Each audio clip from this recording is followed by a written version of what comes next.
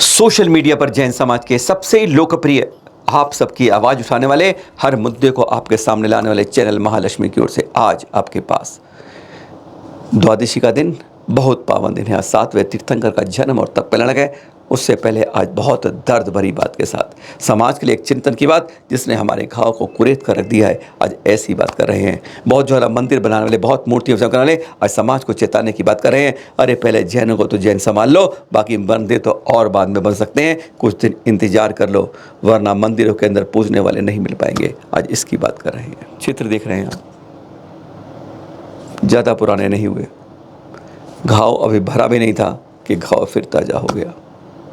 भोपाल की खबर थी ये, सौरभ जैन की थी, सॉरी नाम अब सलीम जै हो गया इसका। यही तो बात है। पंत जो पत्नी वहाँ से थी, मानसी थी, सुरभि जैन थी, वो भी बदल गई। सब बदल दिया इस बेटे ने। इनके पिताजी हैं, वृद्ध हैं अशोक जी, उन्होंने चैनल महालक्ष्मी को फ़ोन किया और घंटे पर बात की। बहुत देर बात होती रही उनसे और उन्होंने पूरे अपने दादा परदादा का परिचय देके बताया कि कितना धार्मिक परिवार है। उन्होंने कहा, आपने पिछले वीडियो में बताया था कि कितना नहीं है, उन्होंने कहा जड़ जड़ धार्मिक है, कैसे बताऊं तुम्हें। और उन्होंने जो पूरी बात बताई इतिहास, और कितना बढ़िया इतिहास है उनके परिवार का कि सचमुच सुन के हैरान की हो गई हमें। वहाँ से ऐसा बच्चा निकल जाए कुल के अंदर, सोच भी नहीं सकते। 12वीं तक आरा से जुड़ा था, पूरे धार्मिक रूप से था, और कॉलेज में पढ़ते पढ़ते पीएचडी करते करते रंग बदल गया। और रंग तो तब बदला जब उसने वहाँ पर कॉलेज में उसको प्रोफेसर की नौकरी मिल गई। पड़ोसी प्रोफेसर ने कमाल ने क्या करा, सिखा दिया, पट्टी पढ़ा दी, और वह जाके नए के साथ मिलकर अपने जैनत्व को भूल गया, अपने धर्म को भूल गया और पहुँच गया एक उस संप्रदाय के अंदर जहाँ से बस नमाज के साथ उसने क्या समझ लिया, नहीं समझ पाया। वह भेद विज्ञान शरीर और आत्मा का नहीं कर पाया, और उसने क्या से क्या करा, अपने को ही बना लिया और आतंकियों के साए में हो गया। उसके पिताजी हमसे साफ कह रहे थे कि उसे जितना फंसाया है जानबूझकर फंसाया गया है, और आज सलाखों के पीछे है वह सौरभ जैन, जिसे आज की दुनिया सलीम के नाम से जानती है। पर उस जो वाक़या था बहुत दर्द भरी इतिहास है, लेकिन उसके बाद जो अब दिखा है दिल्ली के पास में, उसने और रोंगटे खड़े कर दिए हैं। जो बात करनी थी आपके पास, बेहद बेहद चिंतनीय बात है जैन समाज के लिए। दिल्ली के पड़ोस में है गाज़ियाबाद, और गाज़ियाबाद की पॉश कॉलोनी है कविनगर, और उसके राजनगर सबसे प्रमुख पॉश कॉलोनी के अंदर रहने वाला जैन परिवार, नाम की ज़रूरत नहीं है। 17 साल का नाबालिग लड़का, जो आजकल हर जगह देखा जाता है, उसे भी अपने मोबाइल पर गेमिंग का बहुत शौक़ था। ऐप डाउनलोड करता था, घंटों खेलता रहता था, क्योंकि एक नशा ऐसा है जो कभी चढ़ जाता है तो उतरता नहीं है। घंटों घंटों आदमी लेकर बर्बाद हो जाता है। और आज ये सब संत कहते हैं, आचार्य सुनील कहते हैं, ये जो डब्बा आप लोगों के पास है, ये मुसीबत का जड़ है आज की तारीख में। जहाँ रिश्ते छूट जाते हैं, मोबाइल जुड़ जाते हैं, जहाँ पर उनका कहना है। मैं बच्चा भी ऐसे करता था, 17 साल का था, ध्यान नहीं दिया, गेमिंग करते करते उसने धीरे धीरे लैपटॉप पे शुरू हो गया करना। और फिर उसने कई बार उसने क्या करा, कुछ कंप्यूटर के पार्ट्स लाने के लिए उसे एक आदमी मिला, मुंबई का बद्दो, मुस्लिम लड़का मिला। उसने उसे पार्ट्स दिए, दोनों में दोस्ती हो गई। कभी किसी गेम का पार्ट्स लेना, कभी कोई ऐप लेना, लेता रहा, और बीच में अंदर ये घुट्टी पिला दी गई। होता है ना, आपको कोई दवा देनी हो, आप नहीं खाना चाहते हो, तो खाने में मिला के धीरे धीरे दो, उसका असर होना शुरू हो जाता है। बस उसके अंदर ये असर शुरू हो गया।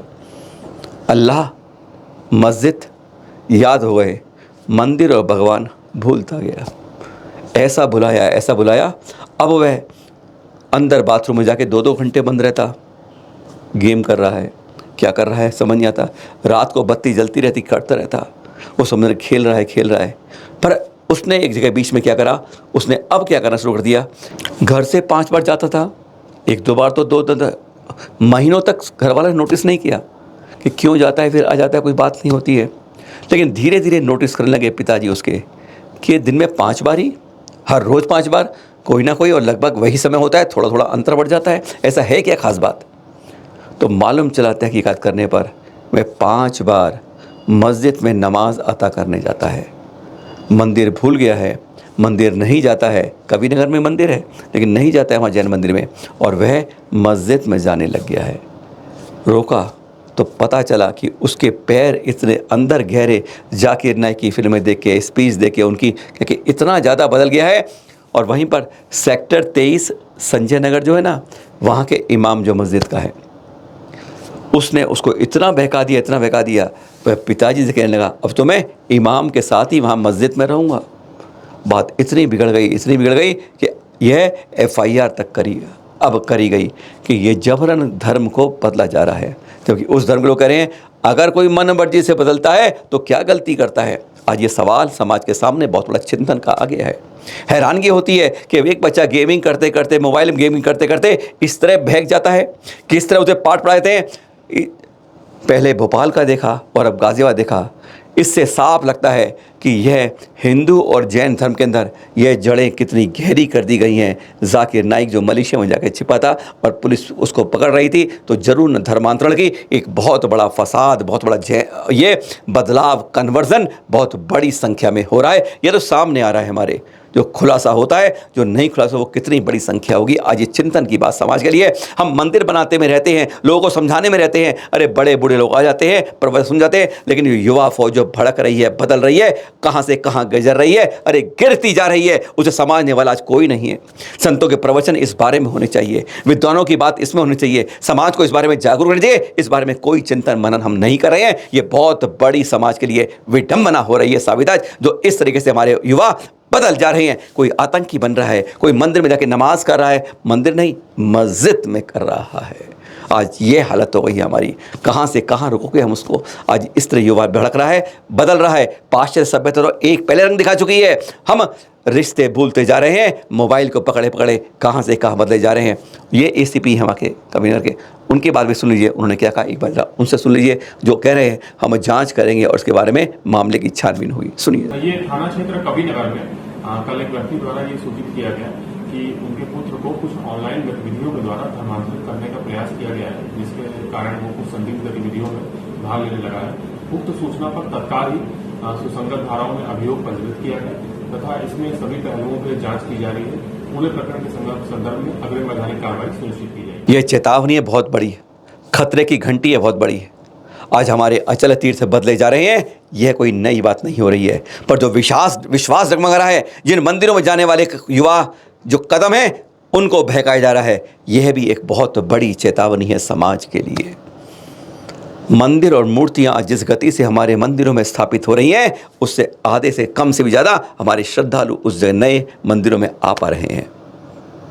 सहस्त्रकूट बन जाते हैं 1000 प्रतिमाओं के साथ। 1008 क्या, 108 नए बच्चे भी उस मंदिर से जुड़ नहीं पाते युवा। आज यह बहुत बड़ी विडंबना है आज समाज के लिए, किस तरीके से एक अंदर ही अंदर दीमक लग रही है हमारी युवा पीढ़ी के अंदर, बदल जा रहा है। कहाँ से कहाँ माँ बाप मजबूर हो जाते हैं, और ऐसी हालत में जब दूसरा उसको खींचता है तब जाके मालूम चलता है कि आज वह किस अंधकुएं में गिर चुका है। इसकी जागरूकता के लिए बहुत बड़ा कदम संतों के साथ, विद्वानों के साथ, समाज के बड़े वर्ग मिटाने की आज जरूरत पड़ गई है। जागो और जगाओ, अपनी इस जैनत्व को बचाओ। आज ऐसी भयानक घटनाओं के बीच में आज का यह पावन दिन, छठे तीर्थंकर पद्म प्रभु जी के 9000 करोड़ सागर बीतने के बाद मध्यम ग्रीवेक में सुभद्र विमान में आयु पूर्ण कर आज से 9वां पहले काशी के महाराजा सुप्रतिष्ठित की महारानी पृथ्वीमती जी के गर्भ से आज के दिन जन्म होता है हमारे 7वें तीर्थंकर सुपार्श्वनाथ तीर्थंकर जी का काशी में जन्म। 20 लाख पूर्व की आयु, 20 लाख पूर्व समझते हैं आप, एक पूर्व 84 लाख पूर्वांग का और एक पूर्वांग 84 लाख वर्ष का। 20 लाख गुणा 84 लाख गुणा 84 लाख की आयु आपकी, इतनी विशाल आयु होती है। और 200 धनुष ऊंचा कद, एवरेज मान लीजिए 1200 फुट ऊंचा कद, इतने ऊंचे कद की ऊंचाई थी आपकी। आज के दिन जन्म, मेरू पर जाके आपका जन्माभिषेक करते हैं सौधर्म, और फिर आपके अंगूठे पर देख के आपके नाम की पहचान के चिन्ह बन जाता है स्वस्तिक देखकर। और फिर बढ़ते बढ़ते एक दिन राजमहल की छत से बसंत लक्ष्मी का नाच देकर आपके अंदर वैराग्य की भावना बलवती हो जाती है। राजपाट छोड़ के राज तिलक करके चल देते हैं 1000 राजों के साथ काशी के साहित्यपुर में तप के लिए, पंचमुष्टि के श्लोक। वह दिन भी आज ही का पावन दिन होता है, ज्येष्ठ शुक्ल की द्वादशी, जन्म का भी और तप का भी। ऐसे कल्याणक का पावन दिन है आज। 9 वर्ष का कठोर तप करके केवल ज्ञान की प्राप्ति होती है। जाते जाते बोलिएगा हमारे साथ आज का पावन दिन की इस ज्येष्ठ शुक्ल द्वादशी को 7वें तीर्थंकर हमारे श्री सुपार्श्वनाथ भगवान जी के जन्म और तप कल्याण की जय जय जय। सभी का हो मंगल, इसी भावना के साथ सादर जय जिनेन्द्र।